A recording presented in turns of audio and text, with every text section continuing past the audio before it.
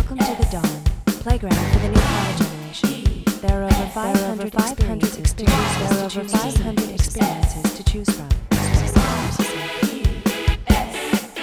There are over 500 experiences to choose from.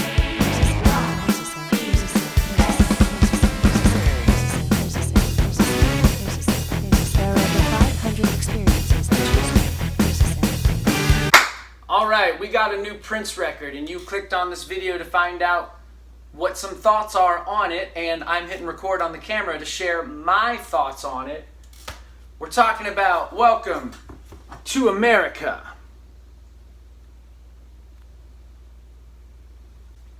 I pre-ordered my copy in April when it went on sale, and it just arrived on Saturday, and guess what? I actually got 2 copies, because for some reason, they sent me 2.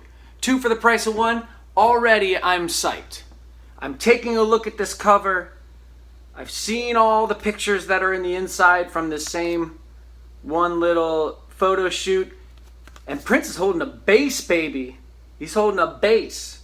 They put out the single opening track, Welcome to America, when they pre-ordered a couple months ago, and it's real sparse with just kind of a repeated bass line, and I'm like, oh sweet, we're gonna get a Prince bass heavy album. And right away, keeping this one sealed, and I'll put this one aside, right away I'm already kind of disappointed, because I open it up and Prince doesn't play a single bass note on the entire record. It's Tal Wilkenfeld. Oh, I didn't know Tal Wilkenfeld played with Prince. That's exciting. Tal, unfortunately, sounds like she recorded her bass part staring at the floor. There's zero emotion. There isn't a single memorable thing she does on the entire record. And let me tell you, that goes into a theme. There isn't a single memorable musical moment at all on this entire record. I put on Hit and Run Phase 2 following a couple days of this. And Hit and Run Phase 2, even the songs I'm not really that jazzed about, have amazing musical moments in them, or amazing little moments, whether they're musical or not. Of course, it's music, so we're talking about music. When I mean my musical moments, I mean little instrumental moments, but it could be vocal, it could be arranged, whatever. Chock full of them in all those songs, every single song. In fact, Prince's entire catalog. Not a single happening on this record. So what do I think of it? Unfortunately, I don't think much about it. I listened to it 4 times in a row when I first put it in, and I've listened to it 3 more times since then, and this is just like the piano and a microphone that the estate put out, and just like the originals, which I don't own. To be honest, I'm not really that interested in having it now, and I'll find it eventually for no money and put it in my collection, and that'll be fine. But these are just demos.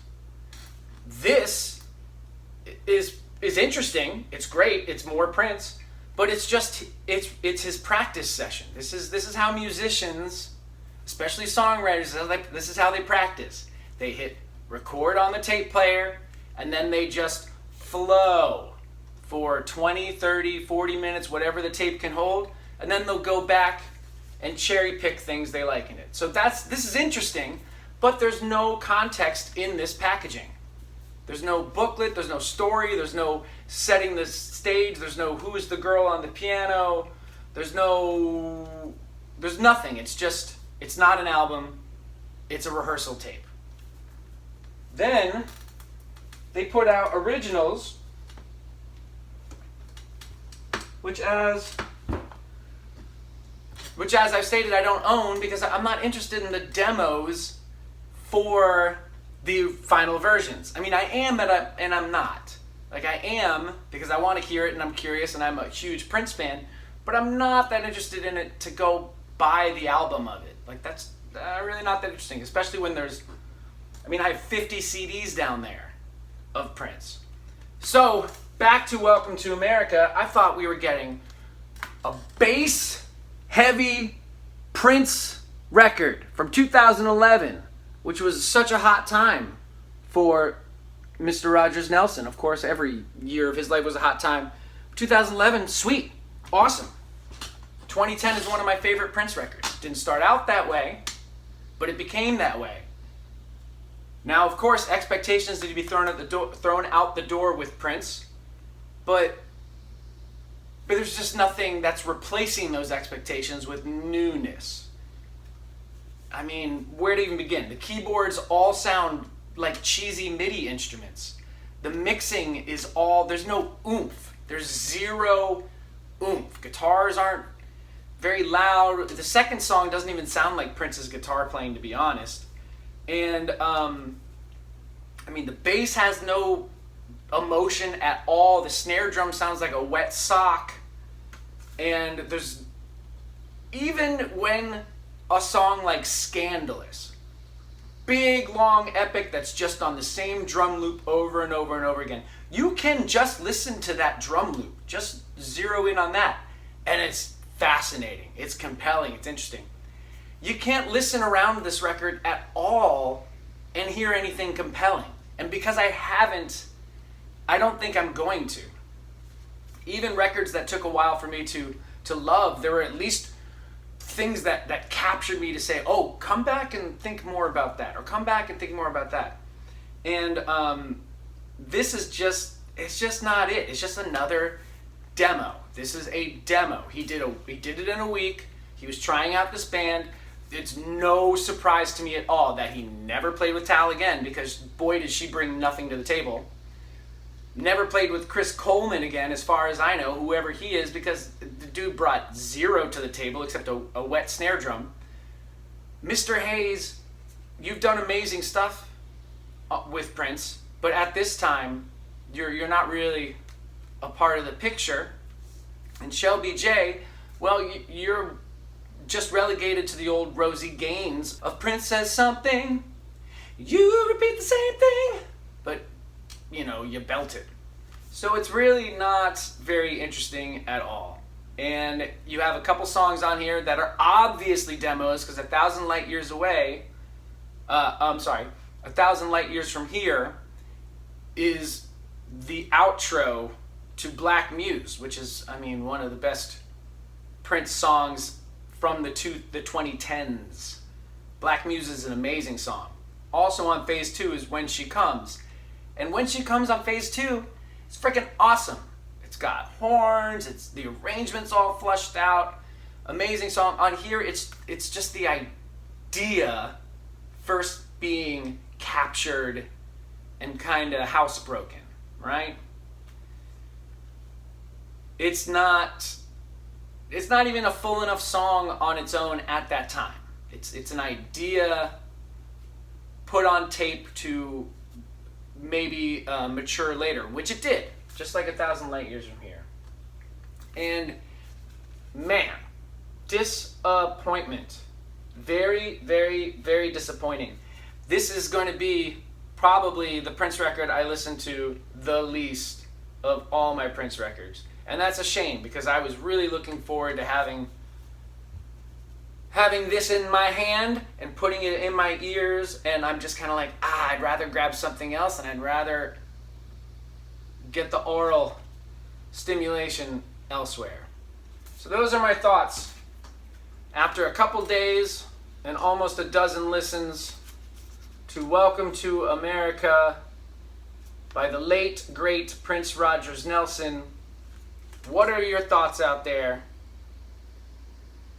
If you are already a converted believer in the Purple Yoda from Minnesota, I understand why you would get this.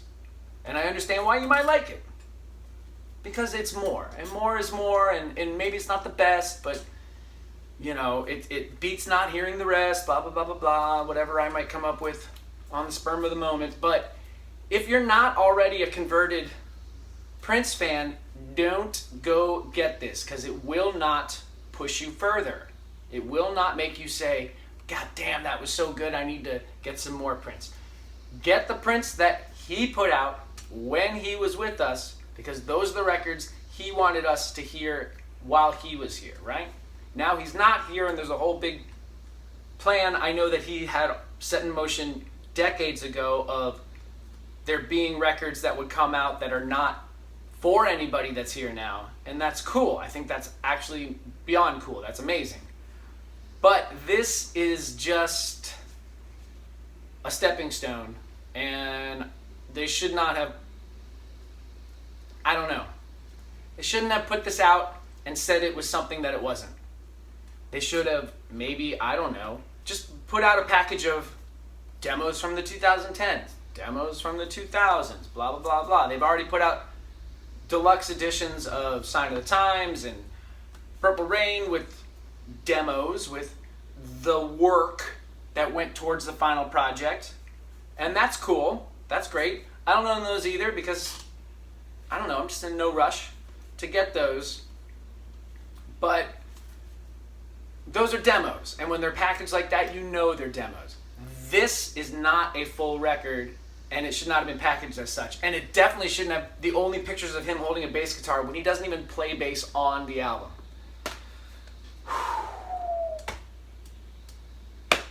That's my thoughts. Let it rip, let it ride. Catch you on that flip side. Peace. Nothing like that disappointment that you would never see.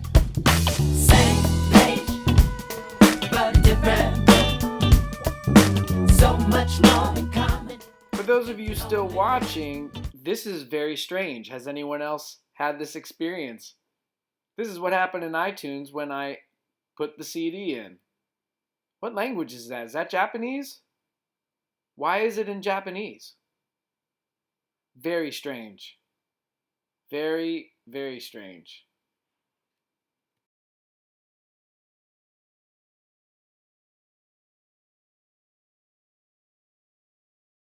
All right, so expectations out the door. I've sat with it.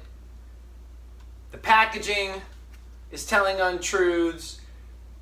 I find there's no musical little moments that are memorable and compelling. There's no singing that's really like, whoa. Listen to the way he did that one little bit, or listen to the vocal arrangement of this one little part. There's really none of it. But how are the songs? Well, let's go through just one by one. I do not have it memorized, so I'm going to look, and that's just fine. First track, Welcome to America. Welcome to America is cool, and it feels like it's a stepping stone. It doesn't feel like on its own it's a full, complete song, but albums don't need those songs to be complete songs. They just need to lead into something greater. It needs to lead into a punchline from the setup. Unfortunately, that doesn't happen here. So Welcome to America, yes, it's cool. Yes, there are truths in the lyrics that apply yesterday, apply today, will apply tomorrow, and we'll see how many tomorrows it will still apply to. But no matter where we get to, the moment it's referring to, absolutely true, very cool. But like I said, it feels like a set-up song rather than a song in itself. Well, what does it set up to? It sets up to Running Game, Son of a Slave Master. Whoa, okay, that sounds promising. But the song is just so uninteresting. Moving on. Born to Die. Ooh, Born to Die looks like it should be an attractive piece of art. And then you get close to it and you're like, whoa, this is what I walked across the room for? I don't know. A different mix, different musicians, a drummer that sounds actually engaged, a bass player that actually sounds engaged, keyboard parts that don't sound like they were just on a MIDI and it's all digital, and there's no concern about the mix of it. The vocal arrangement really could have, Born to Die is whatever. 1,000 Light Years from Here. Okay. Right when it starts, it's like, oh, cool, this is from Black Muse. Except it's at a snail's pace and there's just zero fire. So we're 4 songs in and there's just zero urgency, zero fire, no moments. Moving on. After 1,000 light years from here, we get into Hot Summer. Okay, Hot Summer. This sounds like some songs that Prince has done like this, and I like those songs. And again, Hot Summer is just like, it's just missing, it's missing a soul. It's missing any reason to be. It's missing any je ne sais quoi raison d'être. It's just moving on. It's whatever, okay? Moving on. Let's hope the next song is better. Stand Up and Be Strong is a cover song. It's a Soul Asylum song. Well, let's give it a chance. Wow, is that really the keyboard sound that they chose? And Prince actually played the keys on this. And again, it's a demo. Like, you wouldn't use that keyboard sound and have that be your full keyboard performance if you were really going to put this out as a competitive piece of intellectual property and art that is going to, like I said, be competitive and economically successful. Stand up and be strong. A lot of this song just kind of feels, a lot of this record just kind of feels like this.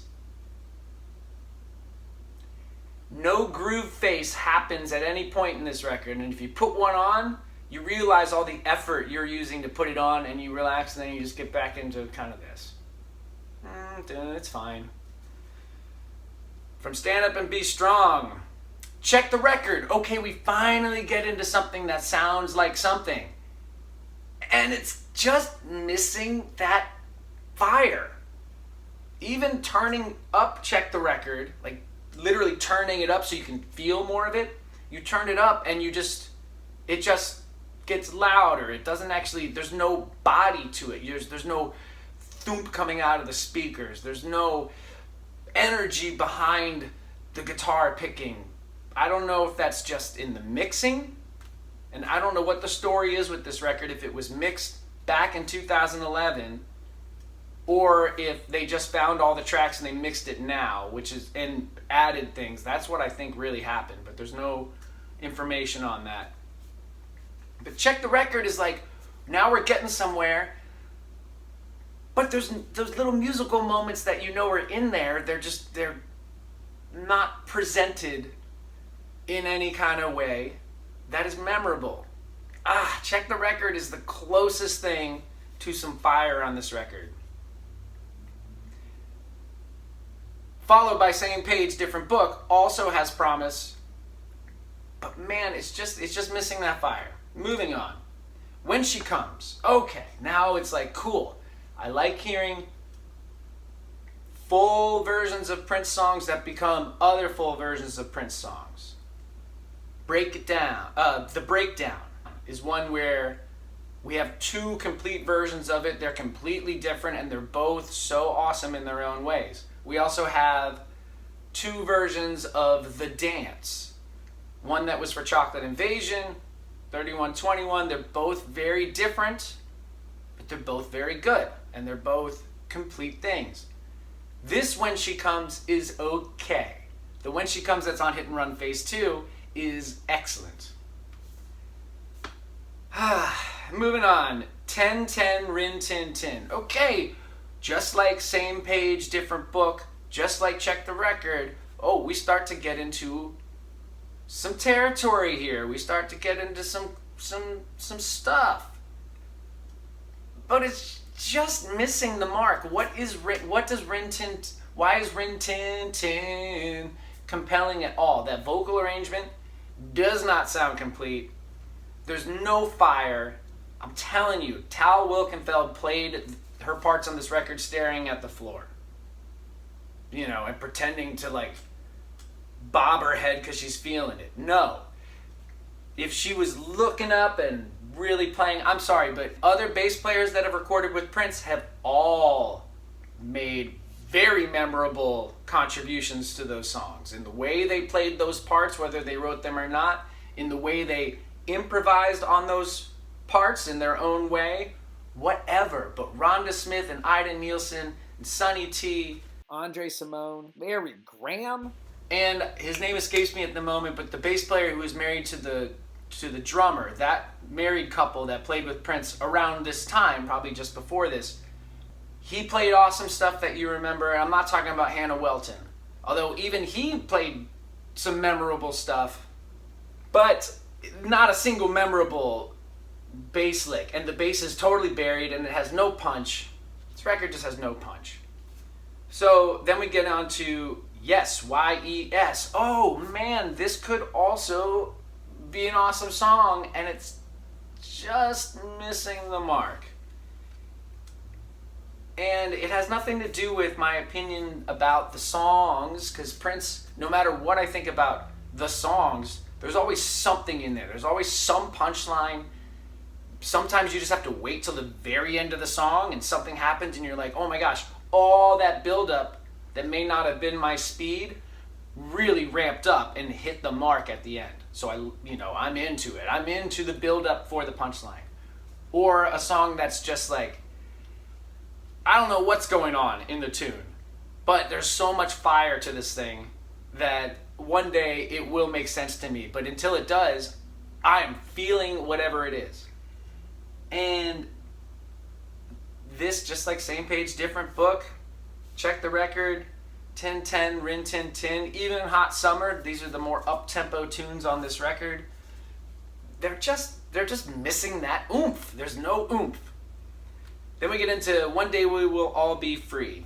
And it's nice, but there's no moment of like vocal brilliance that you would expect from a ballad like this if you're gonna record it and put it out on an album. So I think, like I said, these are just demos. Prince was feeling out this band, and I can tell why he didn't go forward with this band, because it's just missing. It's missing the thump in its heart. It's missing the beat in its bump, and that's what I think about the songs on this. So I guess if I had to pick a favorite song, I don't know, Check the Record might be the best one.